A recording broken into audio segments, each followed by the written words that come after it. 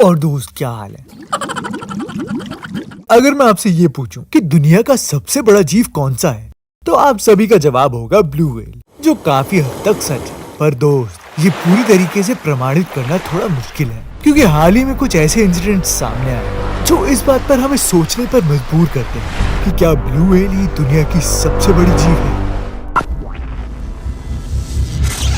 हमारी ये धरती 450 करोड़ साल पुरानी है, और इसके अभी तक के जीवन काल में जब सबसे बड़े जीव की बात की जाती है तो वो होता है डायनासोर। डायनासोर्स दुनिया पर 250 करोड़ साल पहले राज करते थे। उनके मरने के बाद भी दुनिया में कुछ ऐसे जीव थे जो काफी विशाल विशाल थे, जिनमें से एक थी सबसे खतरनाक मछली, मेगालोडन शार्क। इस मछली ने कई 100 साल पहले समुद्र पर राज किया। साइंटिस्ट की स्टडी के मुताबिक इस मछली की लंबाई लगभग 60 फीट थी। एक शार्क का इतना बड़ा आकार होना बहुत ही खतरनाक है, क्योंकि अब तक की सबसे बड़ी शार्क है द ग्रेट व्हाइट शार्क।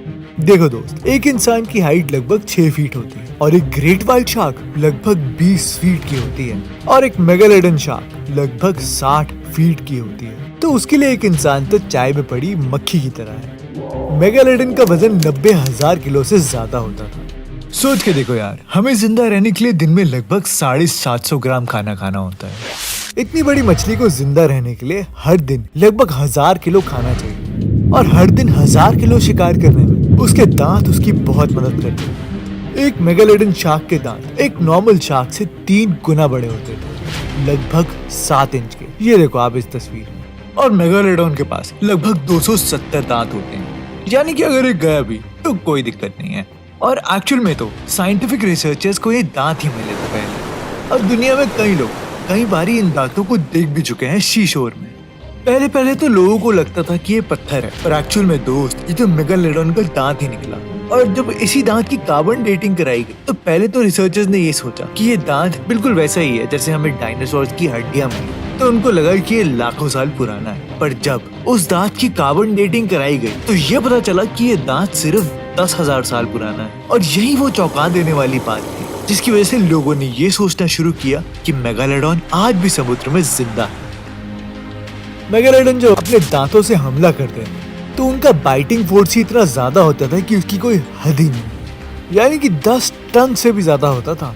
ये फोर्स इतना ज्यादा होता था कि एक कछुए के शेल को ये बहुत ही आसानी से तोड़ लेता था। मेगालोडन समुद्र के ऐसे इलाके में रहती थी जहाँ पानी ज्यादा होता था। इस कारण से वो कभी समुद्र के किनारे जाती ही नहीं थी, क्योंकि वहाँ पर उन्हें अपने पंख हिलाने में दिक्कत होती थी।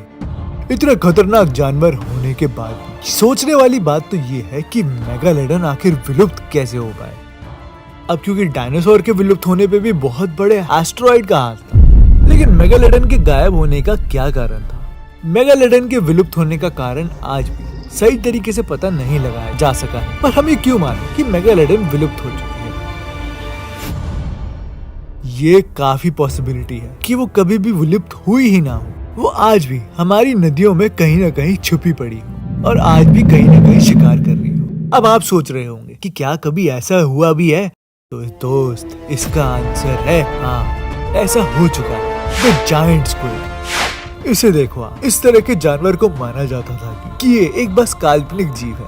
फिर बाद में साइंटिस्ट को समुद्र के किनारे कुछ व्हेल्स की बॉडी मिली जिन पर इनके दांतों के निशान थे, और फिर जायंट स्क्विड के जिंदा होने का एक ठोस सबूत मिला जब 2006 में जापान के रिसर्चर्स ने उनकी तस्वीर अपने कैमरे में कैद करी, जो 59 फीट और लगभग 1 टन के भार का था। तो अगर जायंट स्क्विड जैसा जीव इंसानों से इतने सालों तक छुप सकता है, तो अब कौन कहेगा कि मेगालोडन नहीं हो सकती? एक जगह है जहाँ पर आज भी मेगालोडन जिंदा हो सकते हैं, जिसके होने के बहुत चांसेस हैं। तो चलो अब हम मरीना बीच से पैसिफिक ओशन होते हुए मरियाना ट्रेंच में जाते हैं, जो समुद्र का सबसे गहरा पार्ट है। मरियाना ट्रेंच की गहराई लगभग 7 मील है, और ये 1500 मील लंबा है और 43 मील चौड़ा। अगर हम माउंट एवरेस्ट को मरियाना ट्रेंच की गहराई में डाल दें, तब भी 1.5 मील पानी बच जाएगा। मरियाना ट्रेंच की लंबाई 1500 मील से भी ज्यादा। इसको आसानी से समझने के लिए यार तुम ये सोचो कि ये लगभग कश्मीर से कन्याकुमारी के बीच के डिस्टेंस है, बहुत ही थोड़ा सा कम होगा। तो अब मरियाना ट्रेंच की गहराई और लंबाई को जानने के बाद क्या आपको लगता है मेगालोडन वहाँ रह सकती है हम सब इंसानों से छिपके? हमें तो बिल्कुल लगता है तो चलो अब हम दूसरी बातों पर भी नजर डालते हैं। तो अब देखते हैं कि मेगालोडन वहाँ रहती भी है या नहीं। हम सभी जानते हैं कि मैरियाना ट्रेंच एक ऐसी जगह है जहाँ हमेशा अंधेरा रहता है और पर स्क्वायर इंच 8 टन तक का प्रेशर है। मैरियाना ट्रेंच की गहराई में जाते जाते टेम्परेचर बढ़ता ही रहता है और 572 डिग्री फ़ारेनहाइट तक हो जाता है। मैरियाना ट्रेंच के डीपेस्ट पार्ट का भी अपना ही नाम है, जिसको कहते हैं चैलेंजर्स डीप। और दुनिया में आज तक सिर्फ 3 लोग इस चैलेंजर्स डीप तक पहुंच पाए हैं, जो दुनिया के पहले 2 लोग थे चैलेंजर डीप तक पहुंचने वाले। उन्होंने वहाँ पर मछलियाँ भी देखी थी जो कि उनके मुताबिक बहुत ही अनोखी थी यार, यानी कि वो ऐसी मछलियाँ थी जिन्हें आज तक पहले कभी देखा ही नहीं गया। और धीरे धीरे करके जैसे ही और रिसर्च करी गई तो ये पता चला कि वहाँ पर और भी काफी सारे जीव रहते हैं और उन जीवों में से कुछ जीवों को तो नाम भी दिया गया। ऐसे होने के बहुत चांसेस हैं कि वहाँ पर मेगालोडन जिंदा हो, अगर मेगालोडन ने अपना एवोल्यूशन किया हो और मैरियाना ट्रेंच की जिंदगी से अपने आप को अडैप्ट किया हो। अब सवाल तो ये है कि मेगालोडन मैरियाना ट्रेंच में जाएगा क्यों? तो दोस्त, इसका जवाब भी बहुत आसान। मेगालोडन को अपने सर्वाइवल के लिए तो गर्म टेम्परेचर चाहिए और आज से 26 लाख साल पहले धरती पर आइस एज शुरू हुई थी। और जैसा कि मैंने आपको बताया कि मैरियाना ट्रेंच का टेम्परेचर बहुत ही गर्म रहता है, तो इस बात की काफी संभावना है कि मेगालोडन ने यहीं पर ही अपना घर बसाया हो। 2009 में हिस्ट्री चैनल की एक डॉक्यूमेंट्री में गल्फ ऑफ कैलिफोर्निया में एक शार्क मछली ढूंढने का एक मिशन दिखाया गया था। उसमें लोगों का ये कहना था कि उन्होंने एक 40 से 50 फीट की शार्क देखी है, और क्योंकि ग्रेट व्हाइट शार्क तो सिर्फ 20 फुट तक की होती है, तो 40 से 50 फीट की शार्क के बारे में सुनना तो बहुत ही अलग है। और यही नहीं, वहाँ के मछुआरों का तो ये भी कहना था कि वो वहाँ पर मछलियाँ पकड़ ही नहीं पा रहे, क्योंकि वहाँ पर मछलियाँ थी नहीं।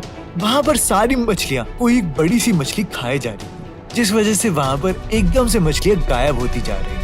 लेकिन जब हिस्ट्री चैनल वालों ने वहाँ पर रिसर्च करी तो उन्हें वहाँ पर ऐसी कोई बड़ी मछली नहीं मिली। और दोस्त, हम इस बात को भी खारिज नहीं कर सकते कि मेगालोडन आज भी जिंदा हो। शायद ये कहना बहुत ही गलत होगा कि ये पूरा अंधविश्वास है या मेगालोडन कोई हमारी काल्पनिक कथा के समान है, क्योंकि मेगालोडन की सच्चाई कहीं न कहीं आज भी हमारे साथ है। हम इंसानों ने समुद्र का सिर्फ 5% ही आज तक पता लगाया है। हमें 95% के बारे में तो कुछ पता ही नहीं है, और ये 95% समुद्र में क्या है इसके बारे में कल्पना करना बहुत मुश्किल है। तो दोस्तों, आप क्या सोचते हैं कि क्या मेगालोडन आज भी जिंदा है? तो मुझे कमेंट सेक्शन में जरूर बताना, क्योंकि हम तो सोचते हैं कि आज भी वो जिंदा है।